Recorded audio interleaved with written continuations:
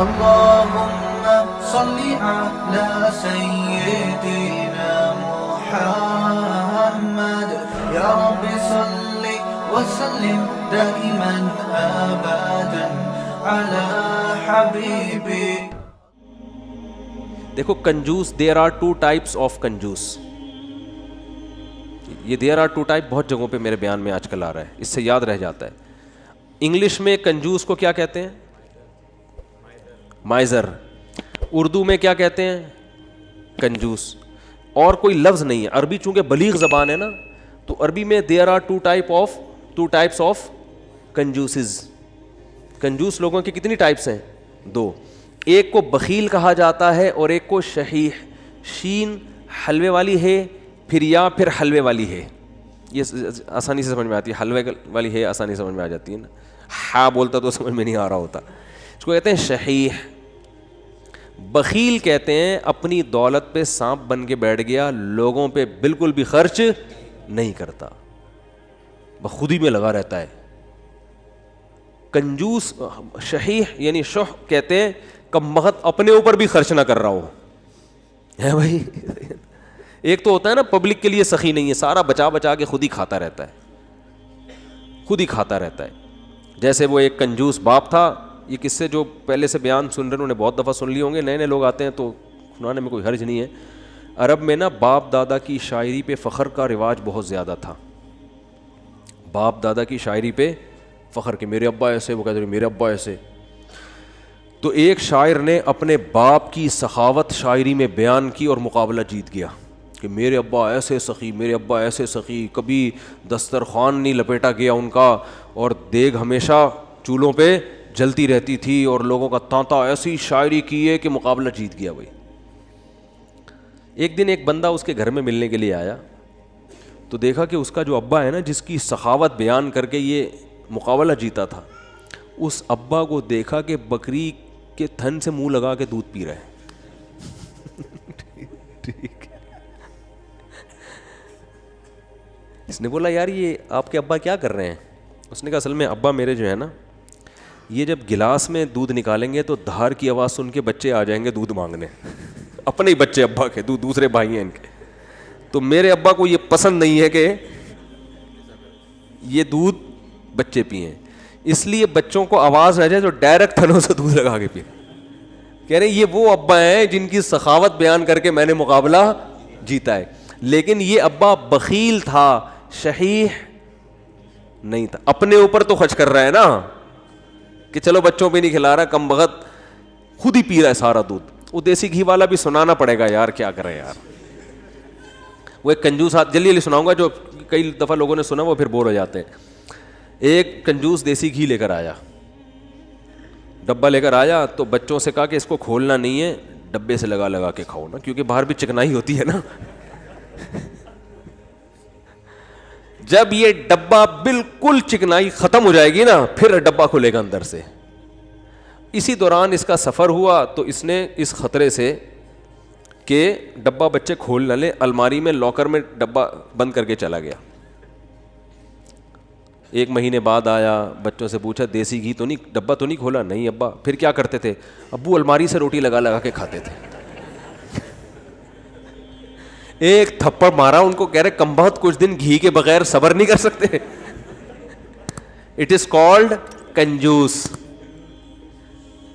یہ شحیح نہیں ہے کیونکہ خود تو استعمال کرے گا نا، چپ کے کھائے گا. تو وہ بھی جو بکری کے تھنوں سے منہ لگا کے دودھ پی رہا ہے، کم از کم خود تو پی رہا ہے نا. اور کنجوس کی جو سپرلیٹو ڈگری ہے وہ یہ ہے کہ خود بھی نہ پیے کہ دودھ کم نہ ہو جائے. تھنوں میں دودھ جمع ہوتے وہ نے دے رہا ہے یار کہیں کم نہ ہو جائے، پھر 2 قطرے نکالے کہیں سوکھ نہ جائے، بس اتنا. تو یہ آج معاشرے میں، پہلے تو ہم ان چیزوں کو لطیفہ اور مذاق سمجھتے تھے، لیکن جب آدمی چلتا پھرتا ہے نا، دیکھو ہم نے تو 8-10 سال علماء کے ساتھ گزارے، پبلک سے ہمارا ریلیشن ہی ختم ہو گیا تھا. جب مدرسوں میں گئے نا وہ سارے دوستیاں یاریاں چھوڑ گئی. بالکل ایک علماء صلحاء کے ساتھ بیٹھنا، ان کی سخاوتیں ہم نے اتنی دیکھی ہم حیران ہوتے تھے. جب پبلک میں دوبارہ جانا ہوا نا تو پھر ایک عجیب ماحول نظر آیا کہ یار یہ کیا ہو رہا ہے. تو ہم نے ایسے لوگ بھی دیکھے دوسروں پہ خرچ نہیں کرتے، اور ایسے بھی دیکھے جو اپنی جان پہ بھی خرچ کرنے کے لیے تیار نہیں ہے. بچاؤ بچاؤ بچاؤ بچاؤ. بھائی تو خرید لے گاڑی یار, کیا جا رہا ہے, اچھی گاڑی میں گھوم لے بھائی. تو اچھے لوگ بھی ملتے ہیں. ایک صاحب کا وزن ذرا زیادہ تھا, وہ گاڑی میں 2 سیٹیں بک کراتے تھے جب بھی بس میں جانا ہوتا نا. مجھے کہنے لگے یار میں تھوڑا سا بھاری ہوں تو مجھے چپک کے بیٹھنا پڑتا ہے, تو پچھلی آدھی سیٹ میں لے لیتا ہوں. ڈرائیور سے بولتا ہوں اس پہ 2-3 بندوں سے زیادہ نہیں بیٹھیں گے, میں ڈبل ٹکٹ دیا ہے. مجھے اچھا لگا. انہوں نے کہا یار سہولت کے لیے انسان پیسے کماتا ہے تو سفر تو تمیز سے گزر جائے نا. تو پیسے خرچ کرنا سیکھو اللہ کے بندو. جو کام پیسوں سے ہو سکتا ہے وہ خود نہیں کرو, ٹھیک ہے نا. جو اللہ نے اگر دیا ہے پیسہ, خود کچھ اور کر لو, پھر ٹائم بچاؤ اپنا. تو میری عادت پتہ ہے کیا ہے, میرے پاس اگر پیسے ہوتے ہیں تو میں اپنا ٹائم کو بچانے کی بڑی فکر کرتا ہوں. ابھی گاڑی پنچر تھی, پنچر بھی نہیں, ہوا کم تھی, تو میں نے کسی سے کہا یار تو ڈلوا کے لے آ. میرے دل میں سوچا اس کو زیادہ پیسے دے دوں گا میں, جتنا ان کے بنتے ہیں تھوڑے سے کیا ہو جائیں گے, کہ یہ کام بھی انہیں سے لے لو یار, اپنا ٹائم میں کسی اور چیز میں لگا لو, ٹھیک ہے نا. اگر ہیں اللہ نے دی ہیں, بعض دفعہ ہوتے ہیں بعض دفعہ نہیں بھی ہوتے ہیں. آدمی خود ہی دھکا لگا کے بائک کو گھسیٹ کے لے جا رہا ہوتا ہے تو وہ بھی ٹھیک ہے. تو جب ہوں تو الگ حکم ہے, جس دن جیب میں نہیں ہے تو پھر الگ حکم ہے. تو کیا بات چل رہی تھی, ہاں, تو ہمارے حضرت کے پاس جب پیسہ آیا تو پھر حضرت شو روم میں گئے, فرمایا گاڑی چاہیے. انہوں نے کہا کون سی گاڑی ہے, فرمایا گاڑی دکھاؤ, گاڑی جس کو کیا کہہ سکتے ہو, لوگ بولیں کہ یہ کیا ہے, لوگوں میں فخر کے لیے نہیں, اپنے سکون کے لیے. تو پھر حضرت نے کویت کے شہزادے سے گاڑی خریدی تھی معذرت کے ساتھ.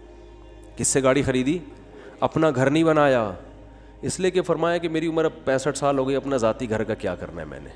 بچے اسٹیبل ہیں, ان کے لیے بھی کوئی پراپرٹی بنانے کی ضرورت نہیں, سب اچھا ان کی جاب بھی ہو گئی تھی بچوں کی, مدینہ یونیورسٹی چلے گئے تھے, تو ضرورت ہی نہیں ہے. انہوں نے کہا کوئی ضرورت ہی نہیں ہے گھر بار بنانے کی, تو گاڑی خریدو اچھی, گاڑی کی استعمال میں آ رہی ہے. لیکن ہمارے یہاں 65 سال میں پیسہ آئے تو سب سے پہلے ٹینشن کیا ہوگی, یار آج تک ذاتی گھر نصیب نہیں ہوا, کیا ہونا چاہیے اب. ابے اب تو پیسہ آیا, 10-15 سال رہ گئے, کھا لو یار بیٹھ کے, اچھا کھا لو. ساری ٹینشن لے کے بحریہ ٹاؤن میں مکان کی فکر میں لگا دے گا وہ. یعنی پیسہ آنے کے بعد ٹینشن ختم ہونے کے بجائے بڑھ جاتی ہے ٹینشن. تو پھر آخر میں جب بہت اللہ نے پیسہ دے دیا تو پھر حضرت نے اپنی اہلیہ کے لیے ایک فلیٹ خرید لیا تھا کہ میرے انتقال کے بعد ان کے لیے پاس کوئی کیا ہو ٹھکانہ. خود نہیں شفٹ ہوئے اس میں کہ میں جب انتقال ہو جائے گا تو یہ یہاں رہ لیں گی. تو اللہ نے اتنا دے دیا, انہوں نے کہا چلو ایک فلیٹ ان کے لیے لے لیتے ہیں, دنیا سے جانے کے بعد ان کے پاس کیا ہوگا, ایک ٹھکانہ ہو جائے گا. تو آسان زندگیاں ان لوگوں نے گزاریں. تبھی جب بھی ان کے پاس جاؤ, جب غربت میں تو بھی خوش, پیسہ آیا تو بھی خوش, ایک جگہ بہت پیسہ ڈوب گیا تو کاروبار میں لگایا تو بھی خوش. اتنی سی کہتے ہیں نا پیشانی پہ کوئی لکیر آ جائے نا کہ اتنا. اور اس دور میں جن لوگوں نے اس کاروبار میں پیسہ لگایا تھا ان میں بہت سے ہارٹ اٹیک سے مر گئے تھے.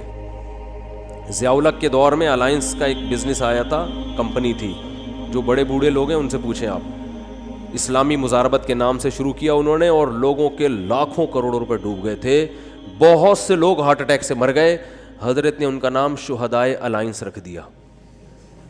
فرمایا یہ اچھی شہادت نہیں ہے. اللہ پوچھے گا کیوں جان دی, اے اللہ اس پیسے کے پیچھے ٹینشن بہت. تو اللہ کہے گا کم بخت مسافر خانہ تھا, 2 روٹی صبح تجھے ملتی تھی, 2 روٹی. اور ان کو تو مالداروں کو تو جن کے پیسے اتنے ڈوب رہے ہیں تو اور زیادہ لگژری لائف اسٹائل ہوتا ہے, تو زیادہ سے زیادہ گھر بک جائے گا تو کرائے پہ رہ لے. اڑے W11 میں سیٹ نہ ملے تو لٹک کے سفر کر لو یار, کیا جا رہا ہے, سفر ہی ہے نا, آگے اسٹیشن پہ آگے اڈے پہ اتر جانا ہے. اب آپ کو چونکہ سیٹ نہیں ملی, اب آپ گئے ڈرائیور کے پاس, بولے ابے مجھے بس کے نیچے دے کے مار دے یا گولی سے ماروں گا. مسافر خانہ ہے میرے بھائی, بیٹھنے کی جگہ مل جائے بہت اچھا, نہیں تو لٹک کے. دیکھو سفر سمجھتے ہیں نا, تو انگوٹھا ٹکانے کی جگہ مل جائے نا اس پہ بھی لوگ سفر کر لیتے ہیں. کنڈکٹر سے بول لیتے ہیں تو بس ہٹ جا تھوڑا سا, اتنا سا پاؤں ٹکانے کی جگہ مل جائے بھائی, اگلے اڈے پہ اترنا ہے. ہمارے ساتھ تو ایسا, ہم تو جب آج کل تو میں تھوڑا مشہور ہو گیا ہوں تو کہیں جا نہیں سکتا ایسے, ورنہ W11 کا جو مزہ ہے وہ اب اللہ جنت میں لے جائے تو W11 میں سفر ضرور کریں گے وہاں پہ. اب تھوڑا مشہور ہو گئے تو وہ سب پہچان جاتے ہیں, پھر ایک بڑا مسئلہ ہو جاتا ہے. تو ورنہ ہم نے تو بہت دفعہ ایسے سفر کیا ہے. جا رہے ہیں تو چلو جی سیٹ پہ جگہ مل گئی, ٹھیک ہے, نہیں تو پائیدان پہ لٹک کے, نہیں تو پیچھے کھڑے ہو جاؤ, بس چھت پہ بیٹھ جاؤ, انجوائے کرو. کیسا مزہ آ رہا تھا, چھت پہ بیٹھے ہوئے جا رہے ہیں. مفتی طارق مسعود صاحب کے بیانات سننے کے لیے youtube.com/مفتی طارق مسعود کو سبسکرائب کریں, اور اگر آپ لائیو ویڈیو کو کبھی بھی مس نہیں کرنا چاہتے ہیں تو سبسکرائب کرنے کے بعد بیل آئیکن پہ کلک کرنا مت بھولیں. جزاک اللہ.